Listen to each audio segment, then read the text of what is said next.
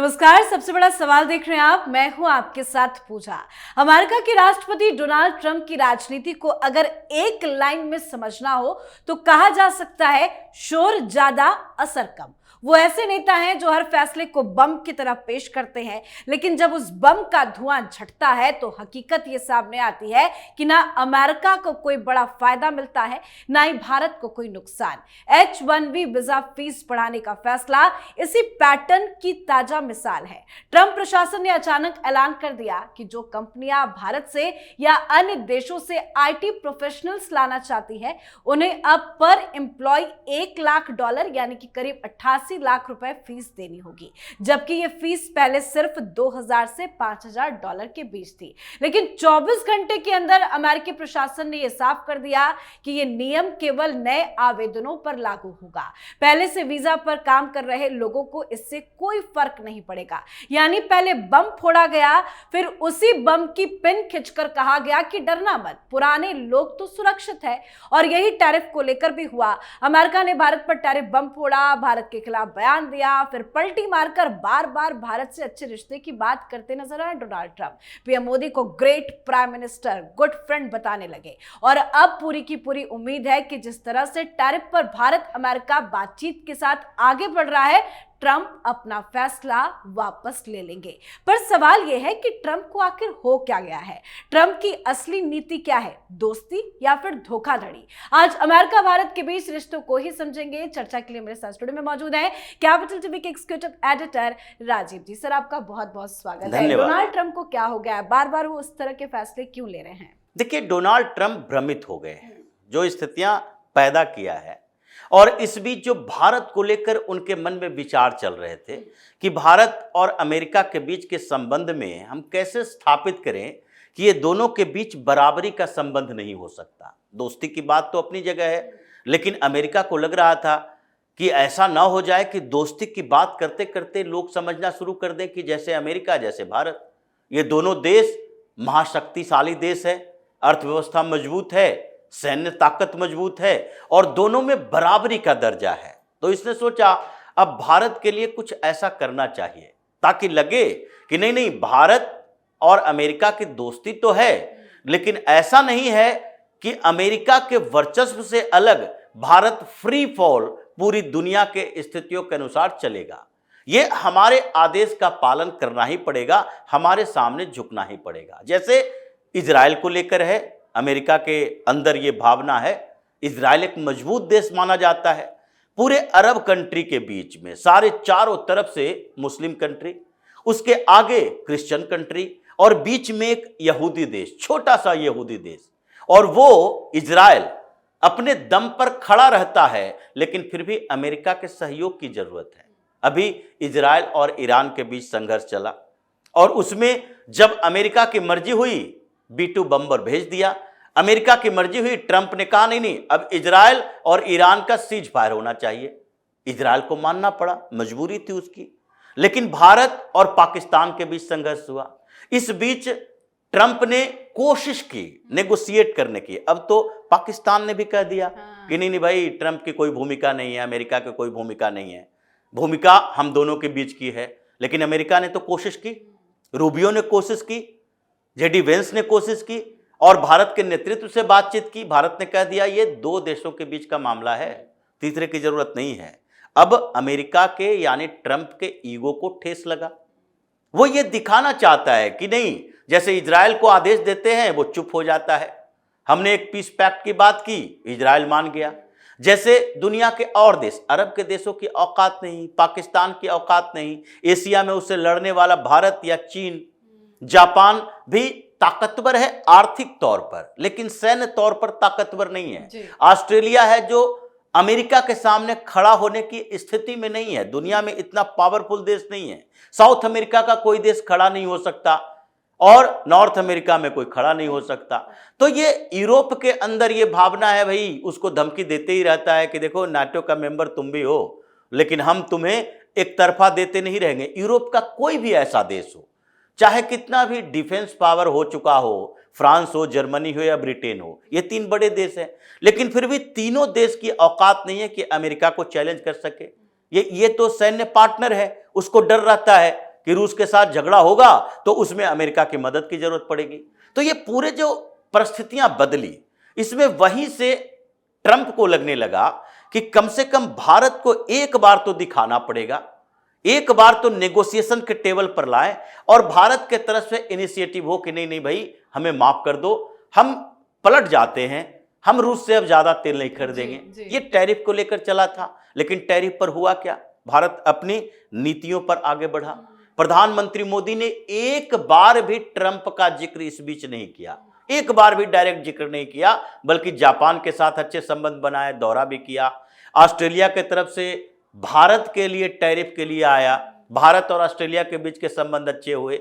यूरोपीय संघ अभी तक पीछे पड़ा है, 2 दिन पहले भी फिर से एक बार कहा गया है कि टेक्नोलॉजी, डिफेंस, हर सेक्टर में हम दोनों के बीच सहमति बनी है। थोड़े बहुत जो बीच का चल रहा है दौर, जिसमें नेगोशिएशन चल रहा है, 3-4 महीने में हम उसको फाइनल कर लेंगे, फ्री ट्रेड एग्रीमेंट कर लेंगे। भारत की तरफ से प्रधानमंत्री मोदी ने कोई बात नहीं की अमेरिका की, केवल बात की भारत की। केवल बात इस चीज के लिए की कि भारत अपने इंटरेस्ट की सुरक्षा कैसे कर सकता है, हम अपने व्यापार को एक्सपेंड कहां कहां कर सकते हैं, हम अपने लिए कहां कहां मार्केट ढूंढ सकते हैं और दूसरे के लिए हम कैसे मार्केट बन सकते हैं। एक देश पर निर्भरता नहीं होगी। यही बात बार बार उन्होंने कहा। ब्रिक्स के सम्मेलन में गए, उसके बाद एससीओ सम्मेलन में गए, चीन, रूस, भारत, ये सारी स्थितियां जो बदल रही थी, ट्रंप को मजबूर होना पड़ा। 3 बार ट्रंप ने फोन किया, हर बार ट्रंप ने प्रधानमंत्री मोदी के बारे में कहा। ट्रंप अमेरिका में भी बोल रहा है, नहीं नहीं prime minister, great prime minister, Modi को बोला। जैसा आपने कहा माय गुड फ्रेंड, ये मोदी ने नहीं बोला, ये ट्रंप ने बोला। डोनाल्ड ट्रंप ने शुरुआत उसी ने किया। तो उसको लगने लगा कि ये पूरे मामले में हमने जो गुड्स की बात की, यानी सामान की बात की, कोई असर भारत पर पड़ा नहीं। प्रधानमंत्री मोदी तो अकड़ के खड़े रहे और हमको 3-4 बार झुकना पड़ा, फिर नेगोशिएशन के लिए टीम भी भेजनी पड़ी। अब इसको लगा कि अब ह्यूमन बिहेवियर की बात देखते हैं, एक और सेंटिमेंट पर चोट करते हैं। ये सेंटिमेंट है, क्योंकि वहां तो सामान से इनडायरेक्ट बेरोजगारी की बात हो रही थी। इनडायरेक्ट कहा जा रहा था कि सामान का प्रोडक्शन कम होगा, भारत के अंदर बैरियर लगेंगे, तो इनडायरेक्ट तरीके से कंपनियों के प्रोडक्शन कम होंगे तो कुछ लोग बेरोजगार हो सकते हैं या कुछ घंटे कम हो सकते हैं। अगर 10 घंटा काम करता है, 8 घंटा करना पड़ेगा। अगर 10,000 प्रोडक्ट निकालता है तो उसको कम करके 8,000 करना पड़ेगा। पूरी तरह से पैकअप नहीं होगा।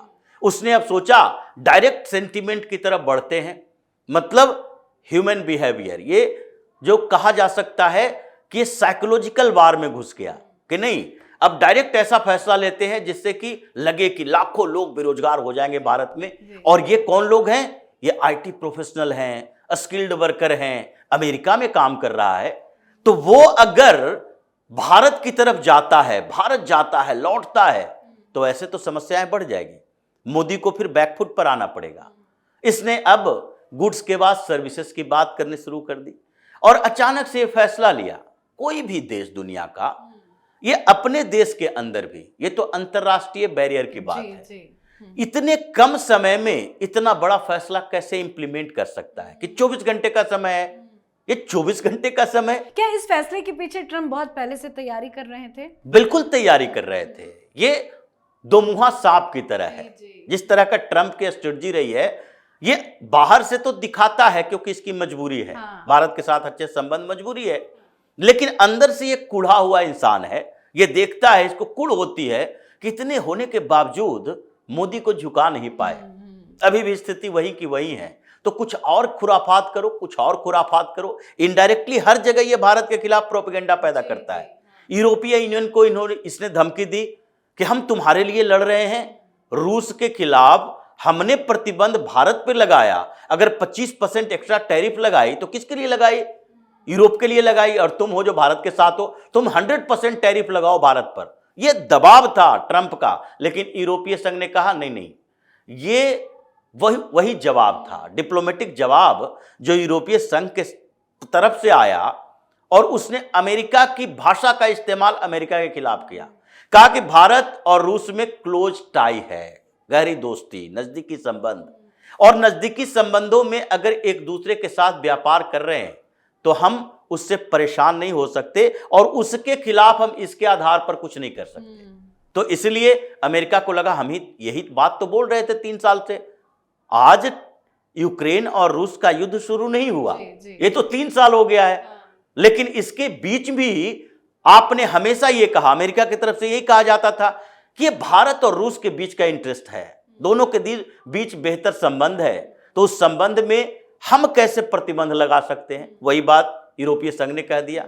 इसने खुराफात करने की कोशिश की और फिर अचानक से ये काम कर दिया कि नहीं, वीजा एक बड़ा मसला है। लेकिन हुआ क्या, जैसे ही वीजा की बात किया कुछ रिपोर्ट सामने आ गए।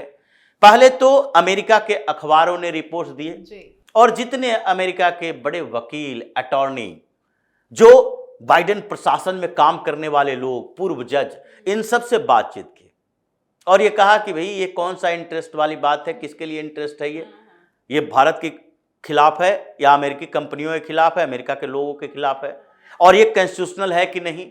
पता चला सब लोगों ने कहा नहीं, ये कॉन्स्टिट्यूशनल हो ही नहीं सकता, ये तो इनडायरेक्ट एंट्री बैन है, तो इसलिए ये कोर्ट में नहीं टिकेगा। अब पहला झटका उसको तत्काल लगा। ये न्यूयॉर्क टाइम के खिलाफ भी केस किए हुए ट्रंप, ये $13 बिलियन का दावा टोके हुए है उसके खिलाफ मानहानि के केस में। इसके बाद GTRI का रिपोर्ट आया, ग्लोबल ट्रेड रिसर्च इनिशिएटिव, एक संस्था है जो पूरे दुनिया के ट्रेड एंड उसमें काम करने वाले लोगों के ऊपर रिसर्च करता है। इसने डाटा दिया कि देखो भाई, भारत की कंपनियां जो अमेरिका में काम कर रही है उसमें 80% इंप्लॉय, या IT कंपनियों की सिर्फ सर्वे था कि 80% इंप्लॉय लोकल हैं, मतलब अमेरिकन है। इसने जो एम्प्लॉयमेंट दे रखा है और अप्रोक्स 1 लाख अमेरिकन को नौकरी भारतीय IT कंपनियों ने दे रखा है। अगर ऐसे व्यवहार करोगे तो फिर वो जो 20% भारतीय लोग वहां काम कर रहे हैं उसको लेकर वो चला जाएगा इंडिया जी। और उसके बाद 1 लाख ये बेरोजगार हो जाएगा 1 दिन के अंदर।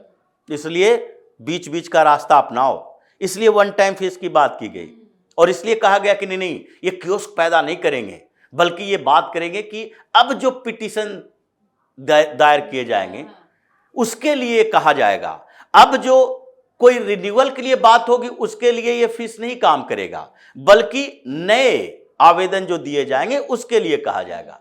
अब एक बार टर्न लिया, उसके बाद धीरे धीरे होने लगा कि भाई ये बेरोजगारी किसके लिए है, ये सेल्फ डिस्ट्रक्शन तो नहीं है। ये रिपोर्ट आने लगी है, बात चलने लगा कि रोजगार बढ़ाया नहीं जा सकता, इससे खजाने भरे जा सकते हैं, कुछ ज्यादा पैसे कमा लोगे जैसे टैरिफ से कमा लिए।